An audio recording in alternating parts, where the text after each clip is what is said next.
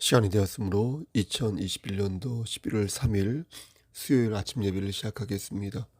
다 같이 주의 기도로 시작하겠습니다. 하늘에 계신 우리 아버지여, 이름이 거룩히 여김을 받으시오며 나라의 임하옵시며 뜻이 하늘에서 이루어진 것 같이 땅에서도 이루어지이다. 오늘날 우리에게 일용할 양식을 주시옵고 우리가 우리에게 죄진 자를 사하여 준 것 같이 우리의 죄를 사하여 주옵시고 우리를 시험에 들게 하지 마시옵고 다만 악에서 구하옵소서. 나라와 권세와 영광이 아버지께 영원히 있사옵나이다. 아멘. 거룩하시고 자비로우신 하나님 아버지, 하나님의 크신 사랑을 진심으로 감사드립니다. 우리를 하나님의 자녀로 삼아주시고 영원한 생명을 허락하여 주심을 진심으로 감사드립니다. 하지만 그 은혜를 잊고 악한 사탄 마귀가 쳐놓은 올가미에 걸려들어 하나님의 영광을 가리고 우상을 숭배하고 그리고 음행하는 자들과 탐하는 자들과 속여 빼앗는 자들과 어울리며 죄와 동거동락했음을 아버지 이 시간 고백하오니 하나님 우리의 죄를 용서해 주시기를 간절히 소원합니다. 그렇게 살면 안 되는데 욕망과 정욕에 빠져서 하나님의 영광을 가리는 삶을 살았음을 고백합니다. 하나님 용서하여 주시고 주 예수 그리스도의 보혈로 다시 한번 우리의 죄가 사함 받을 수 있도록 하나님 용서하여 주시옵소서. 하나님, 우리가 서 있는 그 자리에서 하나님의 영광을 돌리는 그런 삶을 살기를 소원합니다. 열매 맺는 삶을 살기를 소원합니다. 뭔가 발전적으로 나아가는 삶을 살기를 소원합니다. 하나님 함께 하시사 들어 사용하여 주시고 우리가 도구가 됨으로 말미암아 하나님을 기쁘시게 하는 삶을 살 수 있도록 하나님 우리의 삶을 선도하여 주시옵소서. 심신이 연약한 우리의 형제와 자매들에게도 함께 하시사 저들을 다시 일으켜 세워주시고 저들의 삶 깊은 곳에 그리스도의 평강이 살아 움직일 수 있도록 도와주시고 강권적으로 들어 사용하여 주시사 저들이 다시 성령 충만한 삶을 살 수 있도록 붙잡아 주시옵소서. 심신이 연약합니다. 저들의 세포를 건강하게 하여 주시고 오장육부를 만져주시고 그리하여서 그 고통과 근심 속에서 다시 헤어나올 수 있도록 도와주시옵소서. 하나님께서 함께하지 아니한다면 아무것도 이루어질 수 없사오니 주여 강권적으로 역사하여 주시기를 소원합니다.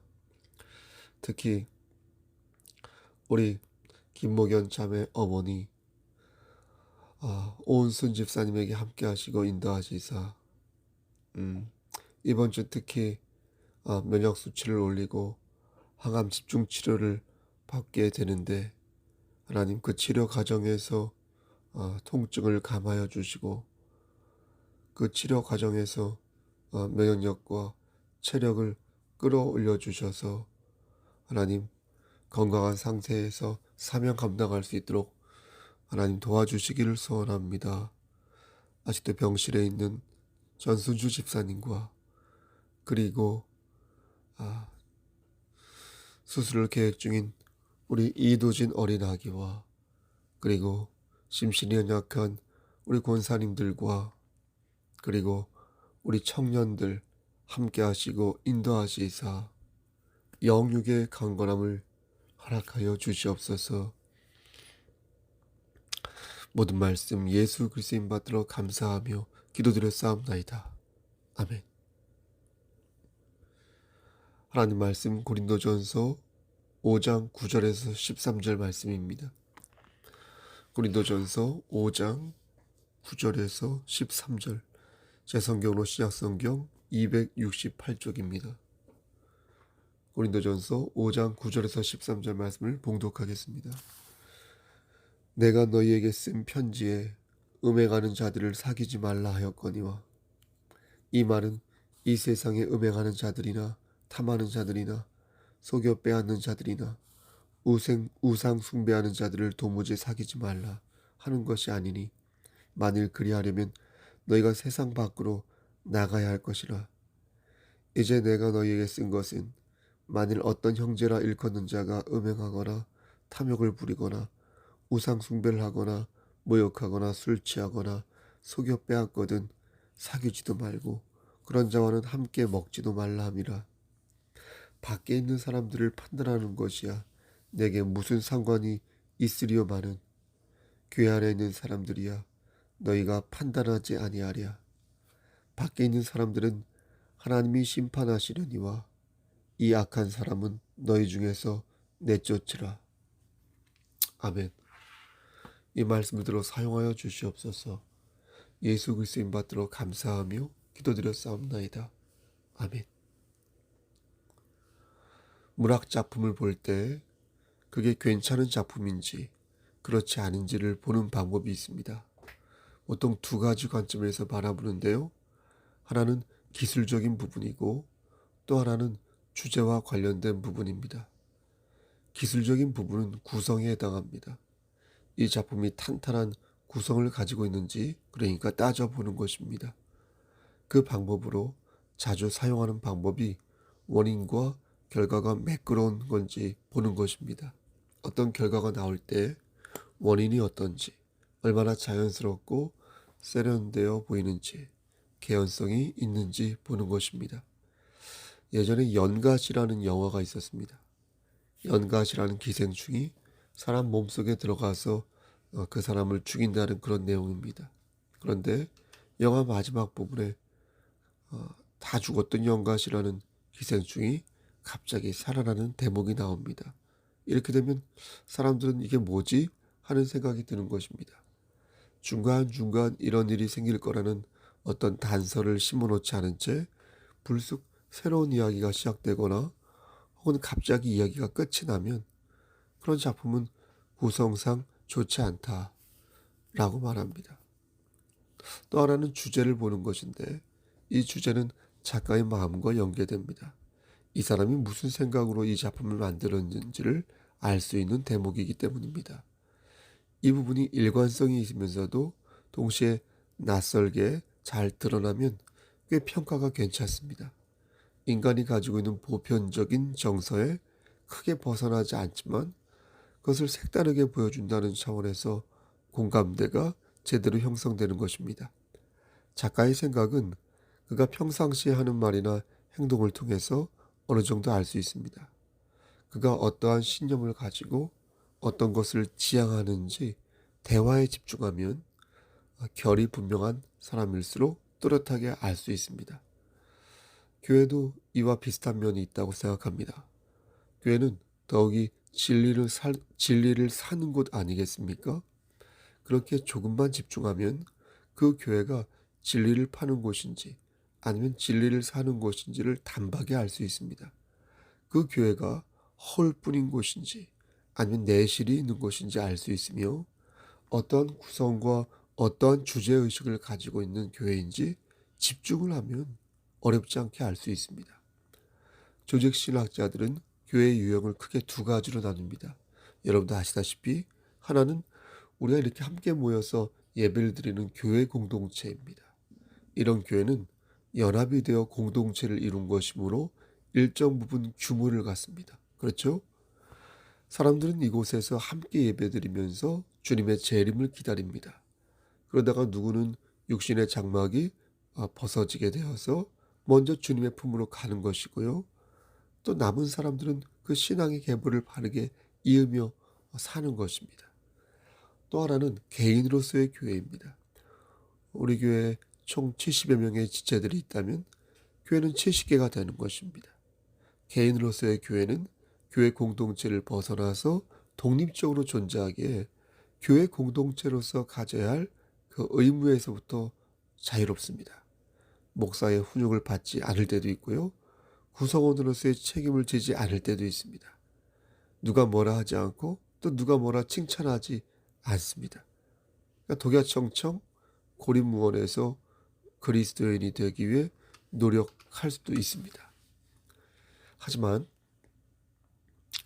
자칫 개인으로서의 어떤 교회만을 고집하게 되면 그리스도의 마음을 타인에게 전하는 의무를 어떻게 되겠습니까? 소홀히 하겠죠. 사실 경건한 생활도 함께 할 때 더 잘할 수 있습니다. 함께 할 때 타인에게 상처받지 않을 수 있지만 혼자 신앙생활하면 상처 안 받겠죠. 대신 상처에 대한 면역력을 키울 수 없어요. 내성이 없어져요. 그렇죠? 강단이 없어진다는 그런 단점이 더 큰 것입니다. 그래서 하나님께서는 교회 공동체를 세우신 것이고 서로의 짐을 함께 질 것을 명령하신 것입니다. 내가 그를 위하여 어떻게 내가 받은 그리스도의 향기를 발할 수 있을까? 나눌 수 있을까? 고민하는 것은 어떻게 하면 내가 받은 달란트를 잘 사용할까 고민하였던 종의 모습과 어떤 면에서 맥락이 같은 것입니다. 어쨌든 좋은 교회가 되려면 공동체로의 교회와 개인으로의 교회는 모두 안고 가야 한다. 어느 한쪽에 치우치지 말고 개인의 경건성을 도모하는 가운데 공동체로서의 교회의 책임을 감당해야 한다. 그렇게 할 때 하나님께서도 우리에게 그것을 감당할 만한 안팎으로의 신앙적 맷집을 허락하여 주시는 것입니다. 그러면서 성장하는 거고요. 그러면서 신앙과 우리의 인격이 자라는 것입니다. 다른 게 열매 맺는 게 아닙니다, 여러분. 이런 게 열매 맺는 것입니다. 내구성이 탄탄해지도록 힘쓰면서 신령한 것을 사모하는 열정을 가질 때 그는 이 땅에서 아름다운 지위도 얻고 하나님을 기쁘시게 하는 삶을 살 수 있게 된다는 것입니다. 이런 차원에서 교회는 순수한 동기를 가지고 있어요. 여러분 생각해 보십시오. 우리 송석교회가 왜 있습니까? 여러분 왜 있는 것일까요? 모든 게 다 사라지고 없지 않습니까? 교회도 사라질 텐데 이 교회가 있어야 하는 이유가 무엇일까요? 여기가 돈을 버는 곳일까요? 무슨 권력을 양산하는 곳일까요? 대체 송석교회가 여기 신동에, 영통구, 권선동, 여기 신동에 있어야 하는 이유가 뭘까요? 908번 길, 26-18, 여기 신동에 있어야 하는 이유가 뭘까요? 아무리 생각해봐도 복음을 전하는 것 외에는 여기 있을 이유가 없습니다. 그래서 순수한 동기가 중요하다는 것입니다. 마태복음 16장 말씀을 보면 예수님께서 제자들에게 너희는 나를 누구라 하느냐 물으셨을 때 베드로는 주는 그리스도시요 살아계신 하나님의 아들이시니이다 라고 대답했습니다. 그러자 예수님께서는 베드로를 칭찬하시며 바요나 시몬아 내가 복이 있도다. 이를 너에게 알게 한 이는 혈육이 아니요 하늘에 계신 내 아버지시니라 라고 하시며 베드로를 반석 위에 세우셨습니다. 맞죠? 이 반석이 바로 순수한 동기가 된다는 것입니다. 반석 위에 교회를 세운다는 것은 예수 그리스도 위에 교회를 세운다는 것입니다. 그러니까 예수가 교회의 동기가 되고 예수가 교회의 결과가 된다는 것입니다. 우리 교회 이름이 뭡니까? 송석교회 아닙니까? 소나무처럼 청렴하고 반석처럼 단단한 교회라는 뜻으로 예수 그리스도라는 반석 위에서 자라나는 소나무 있죠. 소나무. 그 소나무들이 바로 여러분과 제가 된다는 것입니다. 여러분과 저가 된다는 거예요. 여러분 이를 잊지 마시고 반석 위에서 뿌리를 내리는 푸르른 소나무가 되시기를 간절히 소원합니다. 오늘 말씀을 보면 교회가 가져야 할 거룩함에 대해 말씀해 주고 계십니다. 거룩하다는 것은 아시다시피 구별되었다는 뜻으로 교회는 거룩한 성격을 가지고 있다는 것입니다. 근데 과연 우리가 이 거룩하다는 말을 사용할 수 있을까요? 다행히 성경에 나오는 거룩하다는 의미는 남다른 의미를 가지고 있습니다. 그것은 하나님의 은혜 안에서 거룩함을 이해하신다는 겁니다. 즉 하나님께서 부족하다 여기지 아니하시고 거룩하게 보신다는 거지 실제 우리가 그러한 경지에 올랐다는 말이 아닙니다. 다시 말씀드릴게요. 하나님께서 우리를 특별하게 생각하셔서 우리가 특별해진 것이지 우리가 정말로 그러한 능력을 가진 존재인가 물을 때 어제 하루만 생각하더라도 그게 아니라는 것을 우리는 단박에 우리의 주제 파악을 할 줄 안다는 것입니다. 따라서 목사님, 나는 별로 거룩하지 않은데요? 라고 말할 필요가 없습니다. 우리는 예수 그리스도의 은혜만 붙잡으면 되는 것입니다. 그러면 우리는 최고의 거룩한 존재가 되는 것이고 최고의 사랑받는 피조물이 되는 것입니다. 그렇다면 하나님께서 왜 그렇게 하신 것일까요? 그 이유는 우리로 하여금 책임감을 갖도록 하기 위해서 그런 것입니다. 너희가 부족하지만 내가 그렇게 생각하겠으니 너희는 그렇게 알고 대신 최선을 다하여 그렇게 살라고 독려해 주시는 것입니다. 성 목사, 너 한참 부족한 거 알아. 하지만 전진. 다 알고 있으니 최선을 다하여 그렇게 살라고 독려해 주시는 것입니다. 그러므로 우리는 교만에 빠져서는 아니 되는 거예요. 내가 능력이 있어서 거룩해진 게 아니니까. 어떤 사람들은 거룩함을 오해하는 사람들이 있습니다. 구별되었으니 세상을 등지고 세상 밖으로 나가려고 하는 사람도 있습니다. 하지만 거룩함이란 이 세상 안에서 구별되는 삶을 사는 것이지 이 세상 밖에서 하나님의 자녀인 척하며 사는 게 아닙니다. 성도의 거룩함은 결정적인 순간에 드러납니다. 평상시에는 드러나지 않지만 중요한 것을 결정할 때 거룩함의 진가가 드러납니다. 그러므로 더욱 교회는 어떻게 해야 되겠습니까? 일상에서의 거룩함을 발휘하기 위하여서 교회는 교회끼리 머리를 맞대 고민해야 할 것입니다. 여러분 멋있지 않습니까? 일상에서 하나님의 일을 한다는 것 여러분 멋있지 않습니까? 오늘 본문을 보면 음행하는 자들을 사귀지 말라고 말씀합니다.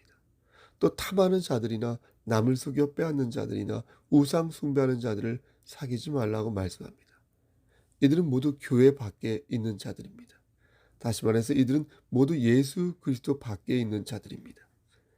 그들은 완전히 떨궈낼 수는 없겠죠. 세상 밖으로 나가야 되니까요. 세상 밖으로 나가야 되니까. 예수 안에 있는 자들이 예수 밖에 있는 자들을 만나 그들에게 속고 그들과 분탕질을 한다면 그것처럼 슬픈 일도 없을 것입니다. 사도 바울은 말합니다. 밖에 있는 사람들을 판단하는 것이야 내게 무슨 상관이 있으리요. 하지만 교회 안에 있는 사람들은 판단하지 않을 수가 없으니 그 이유가 무엇이겠습니까? 우리는 의의 면류관을 받는 사람들이지만 저들은 불의 심판을 받을 사람이므로 비교할 수 없다는 것. 그러므로 하나님께서는 저와 여러분들에게 오늘도 이 말씀을 주시는 것입니다. 밖에 있는 자들처럼 너희는 변하지 말라. 밖에 있는 자들처럼 너희는 오염되지 말라. 취하지 말고 하나님을 근심되게 하는 일을 근심되게 하지 말라. 그리고 그들과 함께 있다면 그들에게서 나와라. 출애굽하듯 그것에서 탈출하라. 도무지 완전히 사귀지 않을 수는 없지만 그들의 죄악의 범위에서 가급적 멀리하라. 사랑하는 우리 송석교회 성도 여러분, 그리고 경천노회 목사님들, 죄의 유혹을 이기는 일은 참으로 힘든 일인 것 같습니다. 하지만 죄에 빠지는 것도 매우 상습적인 일인 것 같습니다. 안 하다 보면 안 하게 되고 하다 보면 또 하게 되고 멀리 하다 보면 멀리 하게 되고 가까이 하다 보면 또 가까이 하게 되는 것 같습니다. 우리 안에 성령의 기운을 채우고 기도로 유혹을 이겨나갈 때 주께서 우리에게 더 큰 힘과 상급을 허락하실 것을 믿습니다. 이 안 좋은 습관을 벗어나서 다시 일어서서 하나님을 기쁘시게 하는 삶을 살게 될 것이라 믿습니다. 개인으로의 교회로서 그리고 공동체로서의 교회로서 하나님을 기쁘시게 하는 그런 삶을 오늘도 사시기를 우리를 죄에서 구속하여 주신 주님의 이름 받들어 간절히 축원합니다. 아멘. 이제는 우리를 죄에서 구속하여 주신 우리 구주 예수 그리스도의 은혜와 아버지 하나님의 만극하신 그 사랑하심과 성령 하나님의 교통하시고 인도하시는 모든 역사하심이 하나님 말씀 안에서 탄탄히 좋은 습관을 쌓아가며 하나님을 기쁘시게 하는 삶을 살기를 소원하는 여기 모인 성도와 그들의 가정과 이 재단과 이 나라 위에 그리고 경천노예 지체들 머리 위에 하나님의 사랑하심이 세 세트로 함께 계실지어다. 아멘. 예배를 마쳤습니다. 여러분 코로나 위드라고 하지만 그래도 건강 유의하시고요. 더욱 주의하시고요. 그리고 오늘은 수요 예배가 있습니다. 수요 예배, 대면 예배로 그리고 비대면 함께 병행해서 드리겠습니다. 대표 기도자는 준비해 주시고요. 무슨 일이 있으면 연락을 주시길 바랍니다. 어제 장로님이 광고하신 것처럼 11월 28일 그날이 추수감사주일을 그날 드리도록 하겠습니다. 여러분 오늘 하루도 주 안에서 승리하십시오. 샬롬.